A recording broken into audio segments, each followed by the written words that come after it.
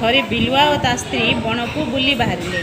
ବଣ ଭିତରେ ଦେଖିଲେ ଗୋଟିଏ ପାହାଡ଼ ଗୁମ୍ଫା। ଯେତେବେଳେ ସେମାନେ ଦେଖିଲେ ପାହାଡ଼ ଗୁମ୍ଫାଟା ବଢ଼ିଆ ହେଇଛି, ତ ସେମାନେ ଦୁହେଁ ସେଠାରେ ପିଲା ଛୁଆଙ୍କୁ ନେଇ ଖୁସିରେ ରହିଲେ। ଦିନେ ଗୁମ୍ଫା ଆଡ଼କୁ ସିଂହଟିଏ ଆସୁଥିଲା। ଏହା ଦେଖି ବିଲୁଆ ଓ ତା ସ୍ତ୍ରୀ ଡରିଗଲେ। ତାଠୁ ରକ୍ଷା ପାଇବା ପାଇଁ ଉପାୟ ଖୋଜିଲେ।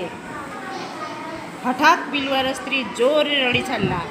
ଏହା ଶୁଣି ସିଂହ ଡରିଗଲା।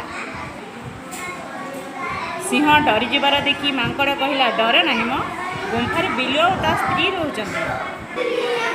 ଏଥର ମାଙ୍କଡ଼ଟି ସିଂହକୁ ତା ସାଥିରେ ଯିବା ପାଇଁ କହିଲା।